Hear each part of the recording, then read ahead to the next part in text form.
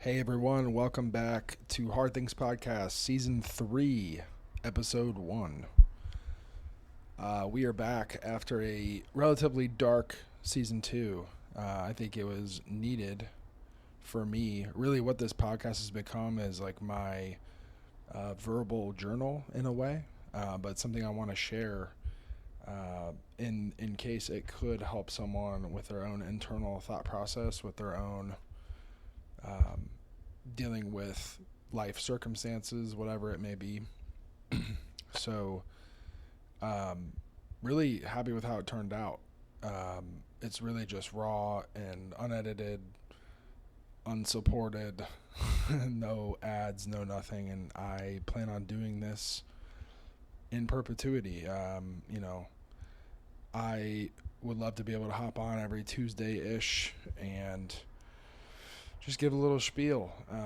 I know with all of the difficulties, major life transition that have happened for me, this has been extremely therapeutic, almost maybe more therapeutic than, you know, working with someone else. Almost in a way, it's like having therapy with just myself, allowing me to just air my thoughts. A lot of times, just saying things gets it off your chest. And again, if it can help anyone out there, spur something for you, I think that's great.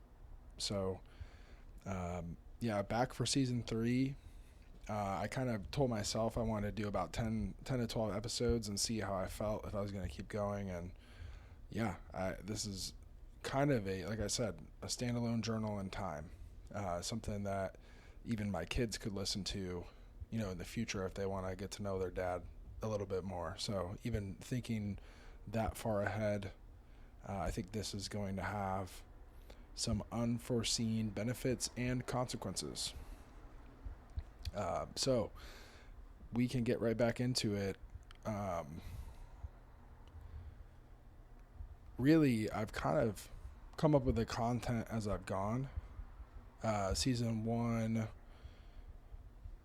kind of really documented, my thought process. I was making this move to Dallas, having just started chiropractic school, and season 2 is me being deep into my transition into Dallas. And now I've been here for a little over 2 months, solidly kind of on campus and doing chiropractic school. If you're just starting to listen in season 3, that's what I'm doing here in Dallas. And this season is going to get into a little bit of why I got so interested in chiropractic, the spine, the nervous system, and all of the above, because I kind of realized the power of it through a few different avenues that just converged in this thing called chiropractic. So really, really felt called to it and still do every day. The more I learn, the more that feeling grows. So really, like I said, previous episodes, just grateful. I'm glad to be here with this opportunity and really trying to make the most of it, while also not burning myself out, because it is highly easy to do. Season 2, I did in the month of June so far. I've really gone deep, maybe not super deep, but got into Dante's Inferno, the Divine Comedy, Purgatorio, talking about the 7 deadly sins and their counterparts, virtues. And I think, as I mentioned on previous episodes, I really struggled with religion and spirituality early in my life. I think I was fed just one perspective of what is thousands that exist in the world. There's so many different types of even just Christianity, but if you look at Islam, you look at Buddhism, or even lesser known faiths around the world, they all have typically their own version of virtues and sins. And I think this is inherent in the nature of human beings. I think I have a lot of thoughts on this. But really through my life, I've kind of gone away from the church and spirituality and really into the world of the mind, and thought and structure and really seeking knowledge, kind of as a so-called path to liberation. I think the more science that you kind of feel more powerful, you feel more able to tackle everyday life. And I think this is something that's being fed to us, because it is so functional, like in our daily lives. You learn something that's functional, that's a tool that you can use to maybe make your life a little bit easier. But all of these thoughts and ideas are great, but without the context of spirituality, I think, or at least an expanded version of spirituality, instead of a kind of very one-sided dogma. Again, if you believe in, creation, from the like Christian version of God, and then we start to talk about science and evolution and the universe and how everything, planets were created, a lot of times those stories don't line up, and it creates this cognitive dissonance where you feel like you have to hop on one side or the other, in terms of believing wholeheartedly or not. And like one reason this happens is because if evolution and all associated theories of the creation of the universe were true, then that means that religion is basically lying to you. Like they're trying to make one side right and one side wrong. And I don't think that binary has to be the way we see the world. I think science actually has a great foundation of, we can't prove anything, but we can say when something, is wrong for the most part. Evidence oftentimes tells us something is wrong, but it can't actually prove the existence of certain things. And I think that's great. And I think that religion could use a little bit of that, and the human mind, if you want to keep someone obedient, getting them to believe wholeheartedly in this one-sided spirituality, makes them easier to control. It's a lot less frustrating for the person trying to promote a specific religion. A little bit easier for them, which I think comes into play a lot. As humans, we want to easily impose our will on our surroundings. But I find that that's just not quite right. If we take it to Christianity and the creation story and God, Adam and Eve were created, and at one point ignorant of really their how they came to exist. They were just happy-go-lucky and people in the Garden of Eden, and then God gave them a choice, the ability to sin, and they ate the apple and the snake. All the story. If you don't, go look it up. I'm not gonna go through it, but essentially giving them a choice makes their love legit, but it also gives them the ability to kind of hurt you and to sin, and to fall away from that love, to go astray of kind of the way and the path. But it's this nature of duality that makes it makes love real. Giving someone a choice and they choose you makes that love mean something. And I think this is where a lot of religion has gone wrong. We're not giving anyone a choice. Really, I felt that it was kind of presented to me in a way that like I should believe this or else. And it's like, there's so much out there that naturally my mind, my curious mind, my kind of open mind desired to explore. And it's definitely something that happened for me. And one thing I've done recently is, I've explored kind of outside of Christianity and now recently come back to Christianity with kind of an open mind. Whereas before I'd given the choice to either accept or reject it wholeheartedly, I rejected it. And now that I've really sampled, nearly everything else, I've come back to Christianity with kind of a fresh sense of, like a fresh bullshit detector in a way, and have come to find like why Christianity is so popular, because it really is at its core this very durable narrative and something that I've really come to enjoy in a very roundabout way. And I feel like I could have had a lot of time saved if someone would have just given me an option, like a real option and real, kind of understanding. And maybe this is something that no one could give me. It's something I had to find for myself. And that is something I'm coming to understand as well, is that you have to let people kind of find their way. And maybe we can shorten that journey, but it still has to be a journey, and it has to be their own. And that's really part of the choice.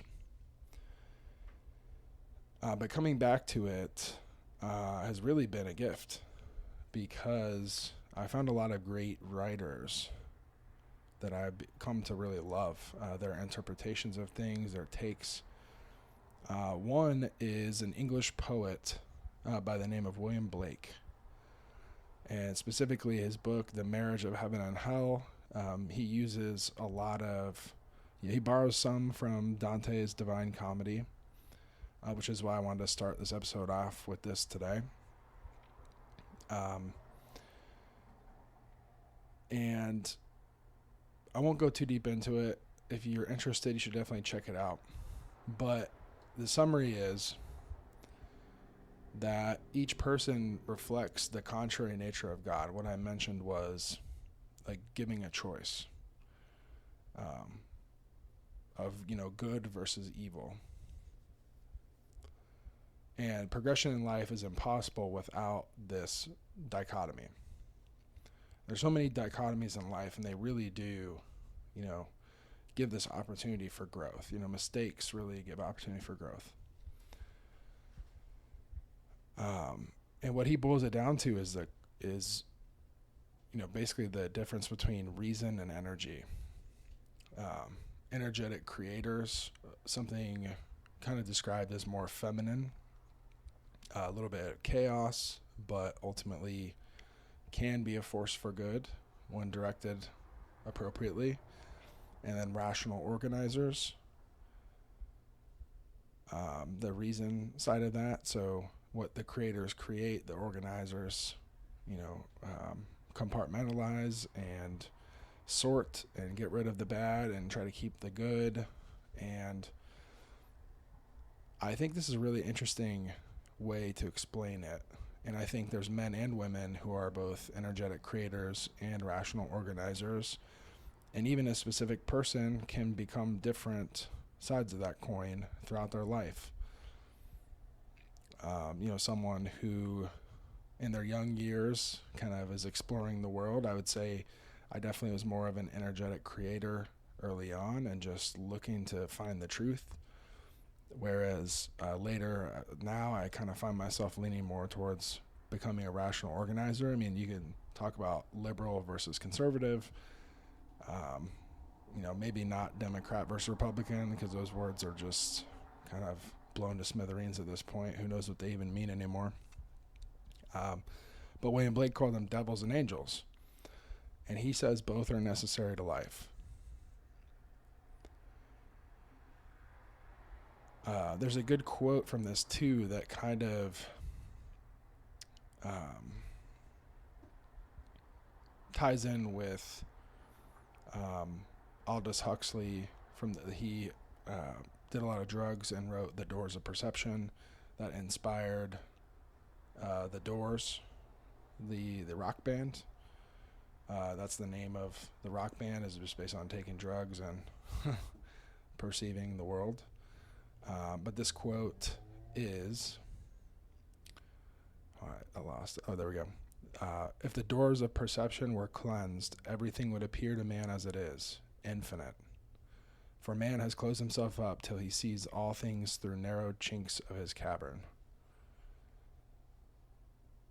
And what Aldous Huxley pulled from that was that his concept of the mind at large, and just thinking of psychedelics and other portals as a way to expand your mind. So the mind is vast and expansive, but our body, our physical being on this earth can't handle the sheer weight of all of that knowledge.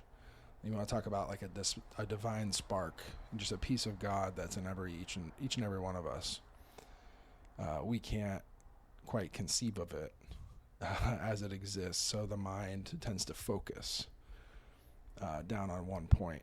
And so people like Aldous Huxley or like Jim Morrison, for example, take drugs and open the door wide open.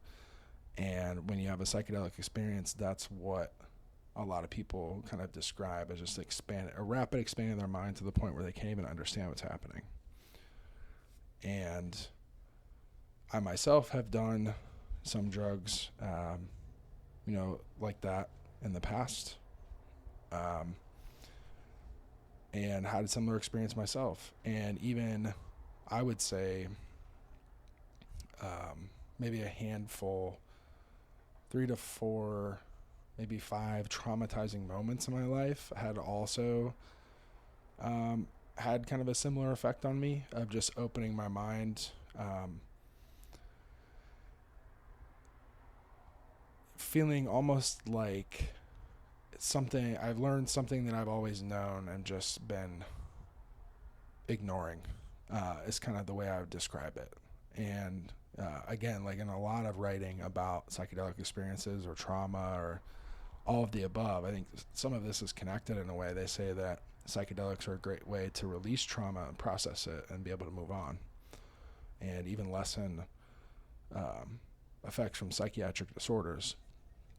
But it is very scary and kind of out of control. So I think right now our society, like legally, the amount of like fear that we have around these things because they're not understood scientifically, really just lends us to not lean into this as much as we probably should, to be honest. But anyways, bringing it back to William Blake and the boys, I just think this is a really interesting way to think about spirituality and religion. And it really is all based on Christian thought, just a kind of a different way of looking at, this. And if you look at the story of Lucifer, for example, Lucifer is a fallen angel. He was both at one point in his existence. So this is something that is supported by stories in the Bible in some cases. And again, like the Bible is made up of all these different books and writings that it's not one author. It's just kind of what a king decided at one point. King James Bible, for example, is his version with all of his stuff in it that he likes. So you got to kind of take what you can, and maybe, don't use picking and choosing to necessarily hurt anyone, but picking and choosing what to focus on can help you expand your mind and be a better person. I think those are great uses of the Bible and other religious and spiritual texts. I bring up The Marriage of Heaven and Hell to bring it back to my boy C.S. Lewis. A huge fan of the Chronicles of Narnia, but he also is a kind of a fiction writer. And this book that I'm going to describe, The Great Divorce, is a version of that. It's kind of inspired by the marriage of heaven and hell. So, The Great Divorce is C.S. Lewis's way of divorcing heaven and hell, and basically saying that it's not, we shouldn't basically, what's the best way to say this? Like, being an energetic creator shouldn't be glorified in a way. This is going to happen through ignorance and other things, mainly ignorance, and really should not be encouraged. And he has basically a big argument through a kind of fictional description of a dream that he had. And the main theme is that the gates of hell are locked from the inside. So in a way, it kind of supports the theory in a roundabout way, because you're ignorant to the fact that the gates open from the inside. So you could just unlock it and walk out. So you could technically be both, say, an energetic creator, a devil, demon, whatever, and then choose to cross over and go to heaven. And I think really just discouraging kind of the energetic creator side is like, hey, the way has kind of been outlined. There's not too much that's new, and you can just walk through the door anytime. So kind of bringing it back to the doors of perception, only this time it's just the gate of hell locked from the inside. And I really do love C.S. Lewis because his writing is always so optimistic, and even though I don't think his beliefs and my own are aligned, I really just like his perspective and the fact that he never really diverted from that throughout his life. And if you have Netflix, it's a great thing to watch. It is it's called Freud's Last Session. It's basically a fictional conversation between Freud and C.S. Lewis that some people think took place, but they're not sure. They just know in Freud's last days, someone from Oxford went to his office. It could have been C.S. Lewis. They're not sure. They kind of allude to that. But it was a really nerdy, sexual, religious, crazy conversation. And I thoroughly enjoyed it, and I do anything tied to C.S. Lewis. But I just thought that was a really interesting concept, that the gates of hell are locked from the inside, and it makes me think of today. A lot of people do put themselves in prisons of their own making. You take out a big car loan for this car that you want, and then you crash it, and you didn't have enough insurance to replace it. As an example of a thought experiment I did. So you went to this great length to get this thing that you want, and then it's ruined, and then you feel terrible about it because you got this thing you wanted and then it was taken away from you. And the whole situation could have been avoided if you just didn't want that car in the first place. It's not to say that it's wrong to want the car, but if something has the power over you to make you happy and then it's taken away and it ruins your happiness, or becomes a big frustration for you, causes more problems, then maybe that is not what you should be focusing on. And there's some things in life that are worth the struggle, and some things that just aren't. And for me, I think motor vehicles are not one of them anymore. That's something that I've definitely stopped, viewing as something I want, as a status symbol. For whatever reason that I wanted them before, now I'm not interested. I just need something that gets me from point A to point B, and doesn't cause me all this grief. So just one quick example. And I think it can be scary to walk away from something that you are convinced is going to make you happy, whether it's people, places, or things. And I think sometimes just taking that first step, you're going to get a lot of courage just from taking that first step. And if your intuition's telling you that, you're probably right. So I say all of this to kind of put a button on the Dante Divine Comedy, kind of religious speak. Because a big theory I have, and really the main theme of this season, is going to be, it's funny that I have a podcast, because I think words now, I'm convinced that language and words do not do life justice.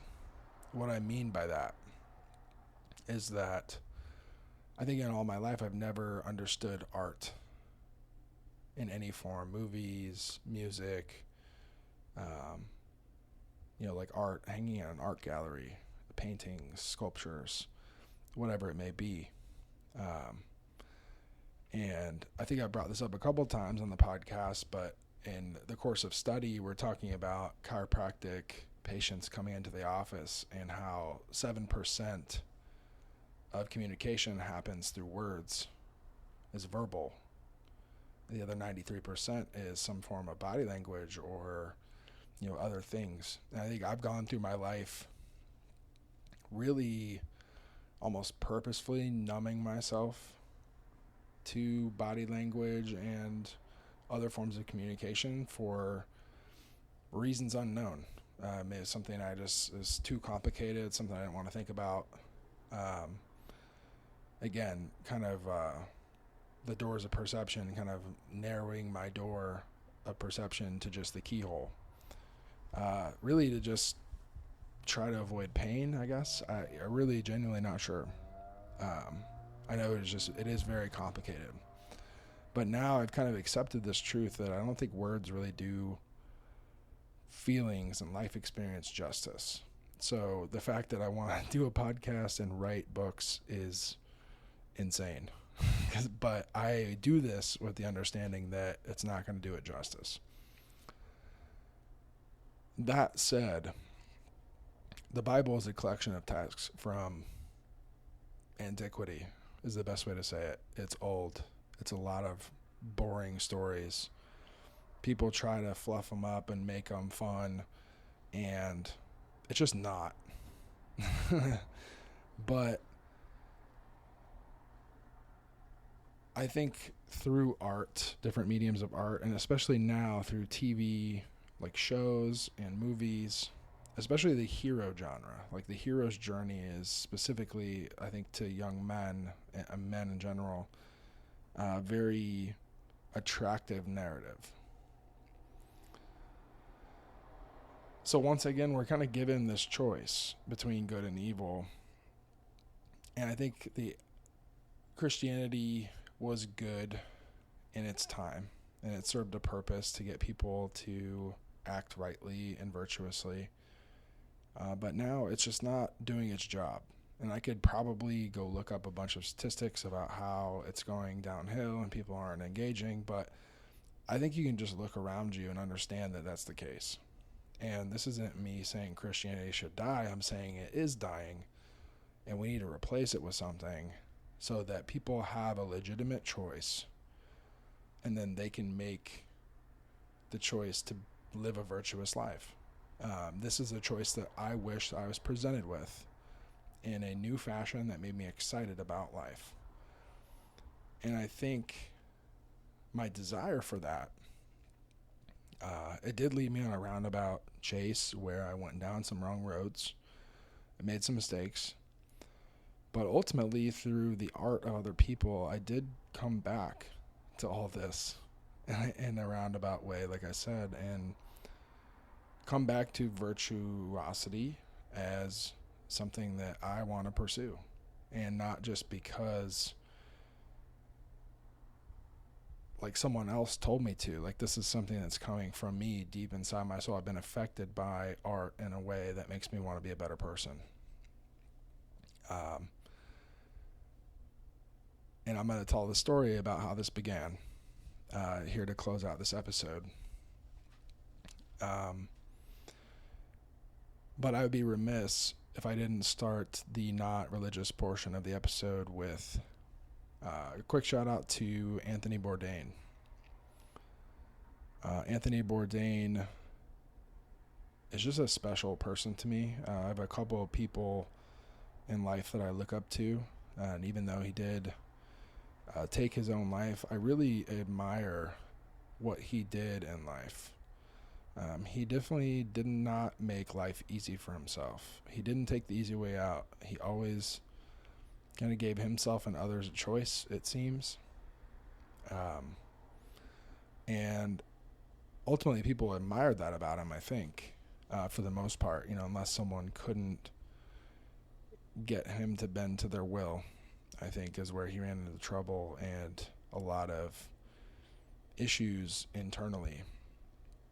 And really just a lack of, I read his biography recently, and he was one part Jewish, one part Catholic. So kind of half and half. And he said his family really wasn't religious growing up. And not to say that if he was religious that he wouldn't have, met the same fate. But I think the way he was excited about traveling the world and connecting with people, I think if he had had maybe even just a few kindred spirits that truly believed what he believed and had been through troubles and not kind of reverted back to what our society has to offer for that, maybe reverted to something new,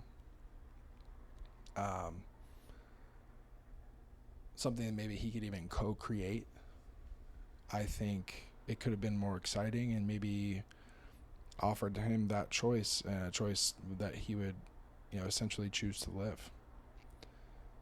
I don't know for sure, but it's just the sense that I get. And I've watched hours and hours and hours of his TV show. I've read his books. So you kind of feel like you get to know someone in that way. And that's why I'm excited to be doing this podcast and writing books in the future. So that people will have a chance to get to know me in that same way. But yeah, June. So this is the last episode in the month of June. Today is actually his birthday, June 25th. And it's also the month of his death. He died on June 8th, 2018. And he was on location in France, like filming for his TV show. I know that his restaurant, Brasserie Le Hall, had gone out of business in New York City like a year before. Maybe some personal relationship things weren't going so well.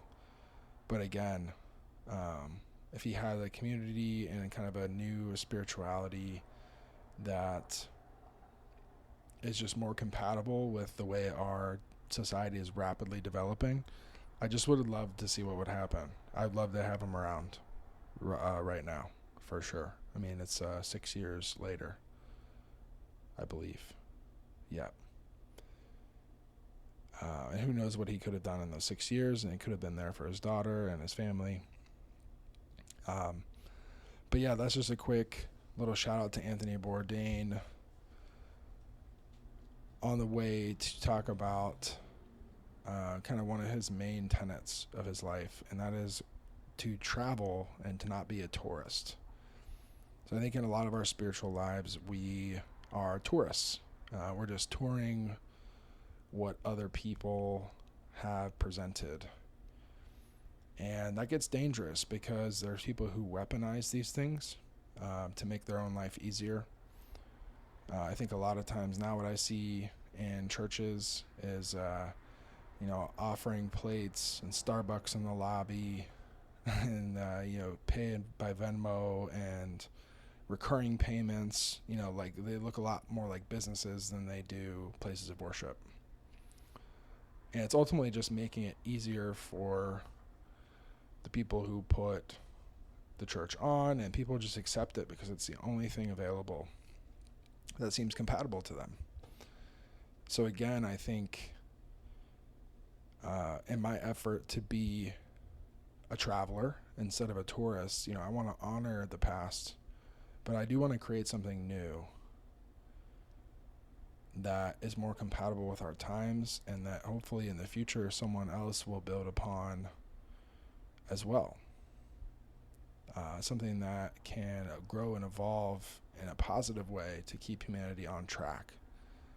Because I think we need spirituality more than ever in a world where our collective mind is expanding rapidly, more rapidly than ever before.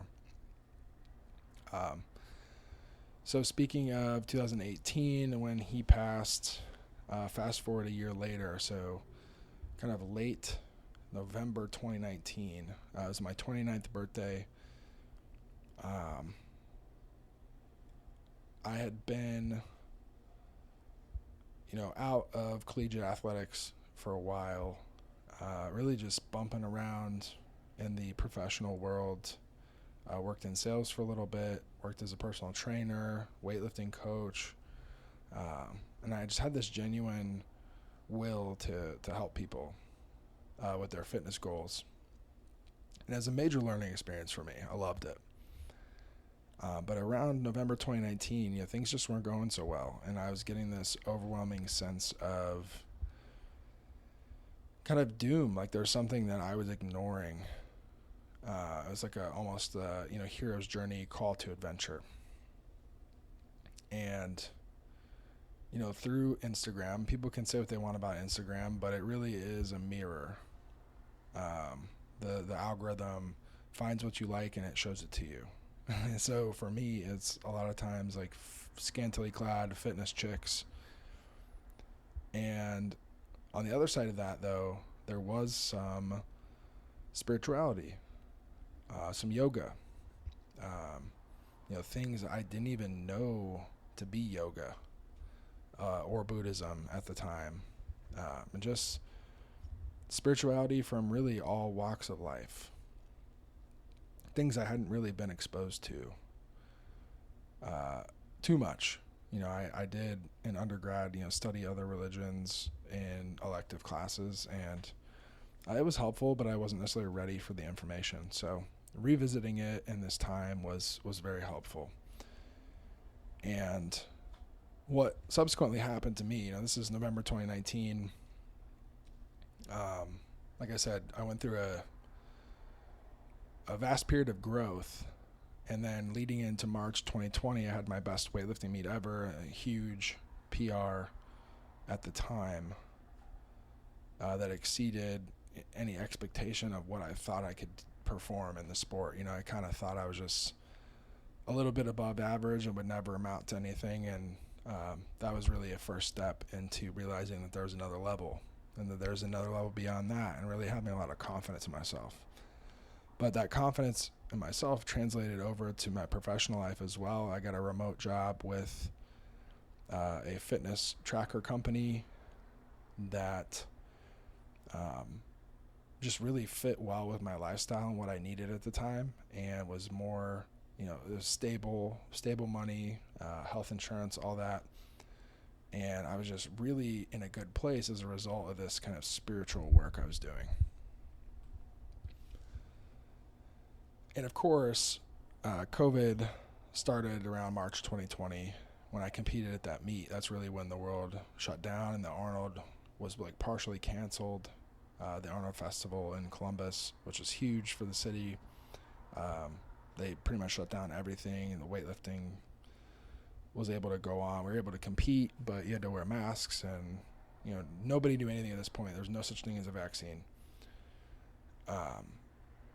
So yeah, this end of 2019, early 2020 period for me began this journey that culminated in me moving to Dallas. What really happened was an introduction for me to kundalini yoga and the chakras, the energy centers of the body, from an Eastern perspective. And as I was watching, different Marvel films, different superhero films, I mean, if you talk about Star Wars, so the different colors of the lightsabers, really representing different aspects of that. I'm going to get into that in later episodes of the season, but another series more specifically is the Avengers. So the Avengers Infinity War came out in 2018, the year prior, and it was a big kind of impact on me because they made the villain, Thanos, sort of likable, even though he was seeking to destroy half of existence. There's almost this weird thing where he's only looking to destroy half of existence because he wants the half that remain to be happier. So it's a super evil thing that he's doing, but you can kind of understand why. You can sympathize with it. And what I realized later, my mind kind of synthesized this, and I've only seen this in a few places on the internet, maybe one specifically on a YouTube channel. But I recognized the Infinity Stones from that movie that Thanos was looking to collect as the chakras. And this is something I think Stan Lee even kind of had intended in his comic books, and he's passed away now, so he can't confirm or deny that. But I will say the resemblance is uncanny. And I think what superhero movies do really well, especially when they're well-intentioned, is it's this subliminal message, especially to young men and nerds and, some women, I'm sure, who like, different characters and stuff.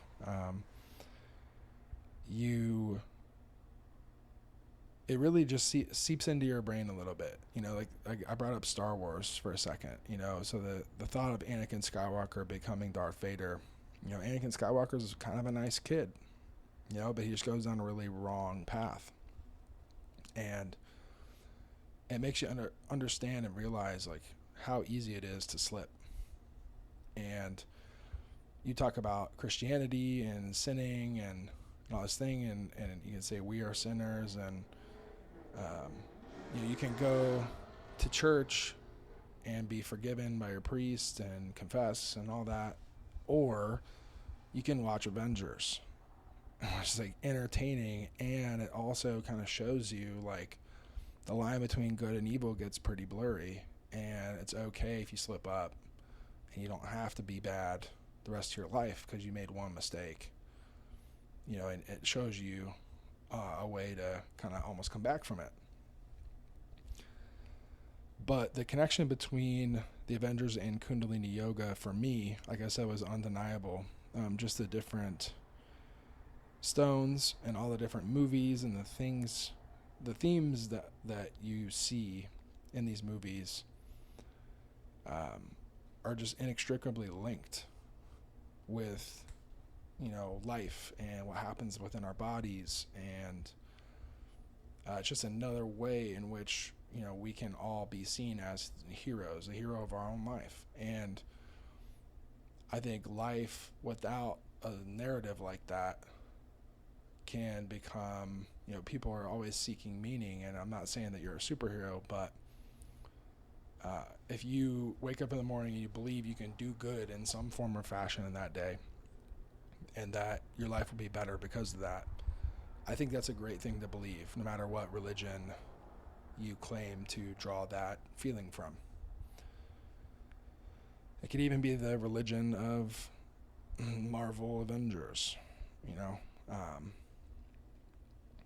But for the end of today's episode, I'm going to try to keep this under an hour, but good luck. It might be a little longer this week. But Thanos in the movies, if you don't know anything about Thanos, he's kind of the big bad of this phase of Marvel, where these things called Infinity Stones are popping up in various movies, and they all have various powers. And Thanos is basically trying to use this gauntlet, this golden glove thing, for lack of a better term, to collect and hold all these stones and gain the power to basically grant any wish that he wants just by snapping his fingers.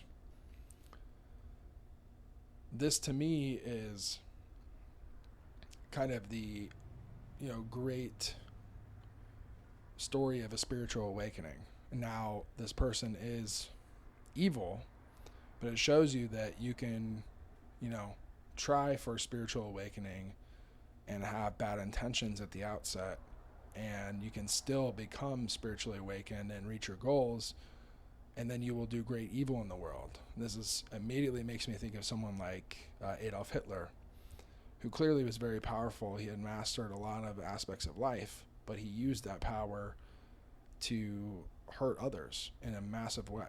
I mean, probably, arguably the most evil person on earth. I mean, there's a lot of, a handful of candidates for that role, but, he's the one that I think really comes up a lot. So when you look at Thanos' journey through that lens, it's pretty terrible. But what I get from his journey is, as he collects each stone, he's collecting different understanding.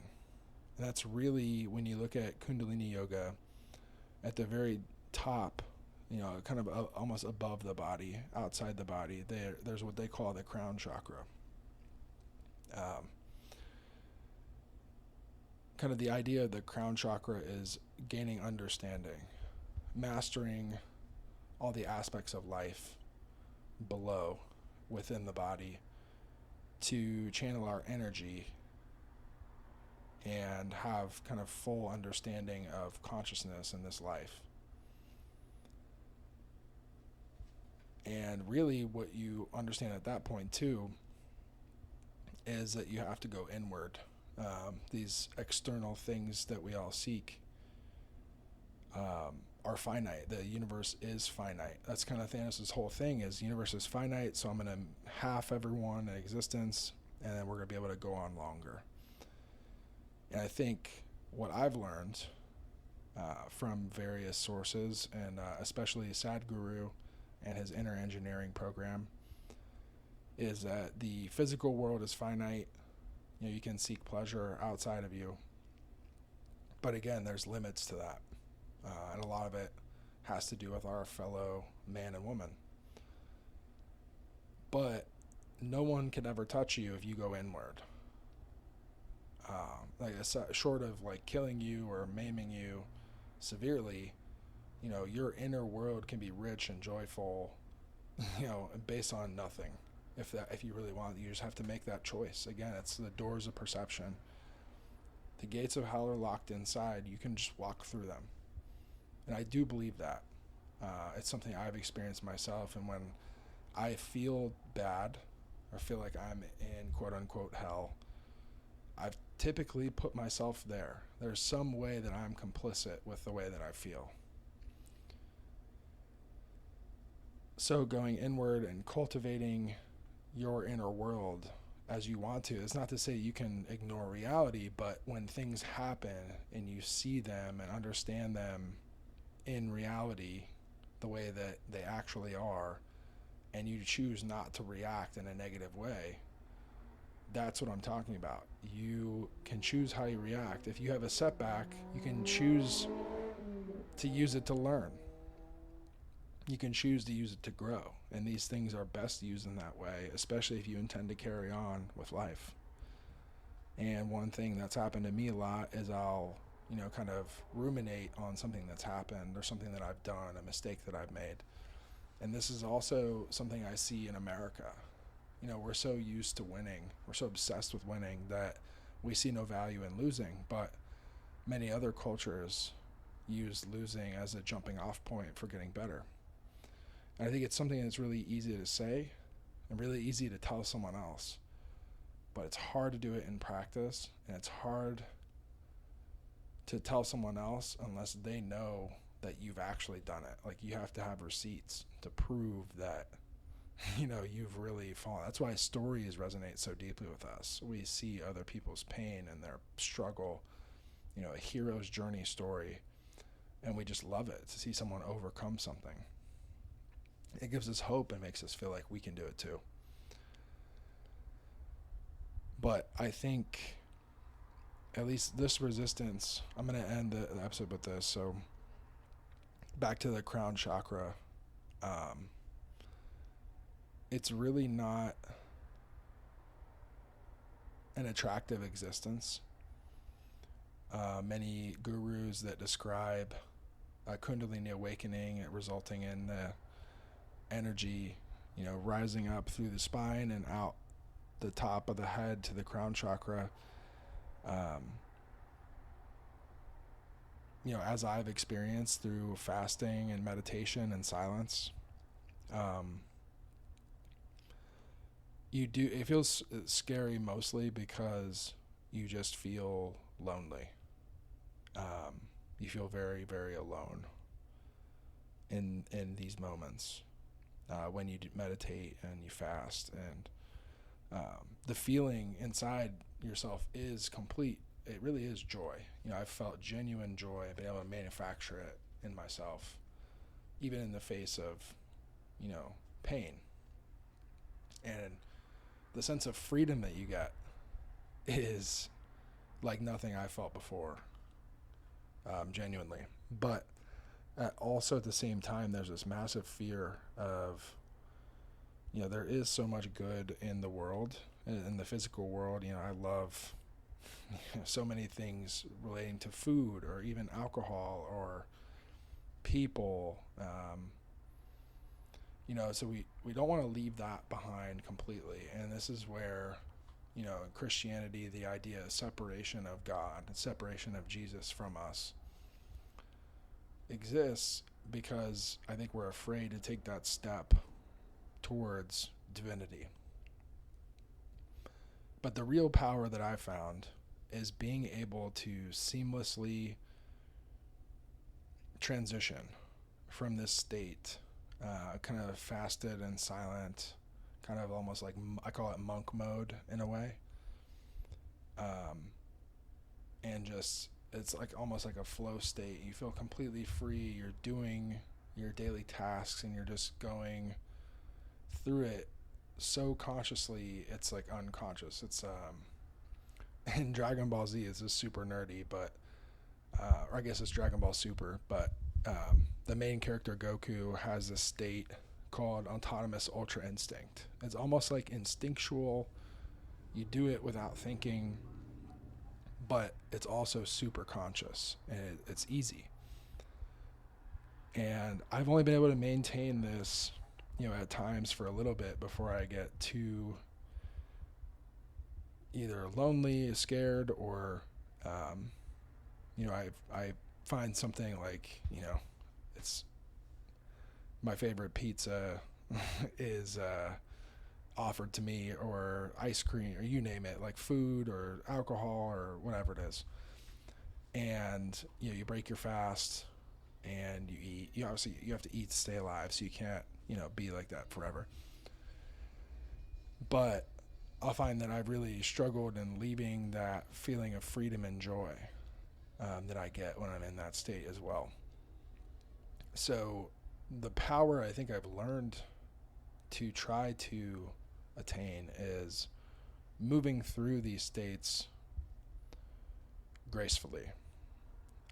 So when it comes to fasting and meditating, to not like lament the fact that I have to give up everything outside of me and go inward again, because at this point, I felt the joy and the freedom that you get um, enough to know that I can always get there and that it's available to me. But every time you kind of come down to your earthly body from the crown chakra, I feel like there's a new challenge. In the body, there's all kinds of sensations and things to cling to. One thing I gave up that was super useful was coffee. I traded in for tea. And I even recently, Anthony Bourdain had an episode where he was in Peru and he would chew on these coca leaves to help with the altitude. And coca leaves, when you reduce them down, it makes cocaine. And cocaine is something that he's like not cool with. He's like kind of a drug addict. So he's able to do the coca leaves and get some of the benefits without going overboard. And that's for me what tea versus coffee was. Coffee is like a gun and tea is like a knife. If you don't want to bring a gun to a knife fight, it's just overkill. But coffee is great, and I'm always going to love a good cappuccino or espresso or cold brew. I love all of it, but use sparingly. Break glass in case of emergency. It's definitely a tool for a specific time. I had a test this week, and I took it, drank it today before a test, and great energy for the test, and felt pretty bad afterwards. I'm not gonna lie. So there is a kind of a trade-off there. But I think, again, seamlessly being able to elevate your mind into this effortless place of joy and freedom, and then also be able to come back down into your body and enjoy pleasures without going overboard, and just being able to seamlessly go back and forth between those states is, for me, my new version of spirituality and my goal. If I consciously notice myself getting out of control, fasting, meditation, like I'm about to do after I'm done recording this, go to the sauna. I think those things really focus your mind when you feel the monkey mind kind of running around and getting out of control. You can bring it back under control. And, fasting and sauna and cold plunge, all these different techniques people use to get their mind under control are not new. This isn't something I'm creating. For me, it's just a different way of thinking about it. And I'm not a kundalini yoga master magically. I'm not a Christian. I think I will use all parts of the spirituality that I've learned from various sources to try and be my best self. So for the rest of the season, I'm going to talk about the Marvel Avengers and Kundalini Yoga, the various chakras that are shown and described in the movies.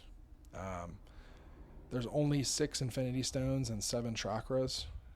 So the 6 Infinity Stones, I believe, are representative of the 6 bodily chakras. The thing that I love about the chakras are that each of them coincide with a gland in the body. For example, next week I'm going to be talking about the third eye chakra and the pineal gland, which has been somewhat of a hot topic recently with psychedelics. So we'll get into that next week, but it also coincides with the nervous system and kind of talks about energy from the base of our spine going up to the brain. And I think chiropractic, all the chiropractors I saw in the process of my kind of awakening and healing my body from college sports really made a huge difference. So this is my new mission in life, is to bring this knowledge to everyone and share it as much as I can. And again, I don't want to be anyone's guru, but more so just give people a path to feel better and enjoy life. I can't believe there were times where I didn't enjoy life. So until next week, I appreciate you listening. I'm excited to go on this journey with you. Later, y'all.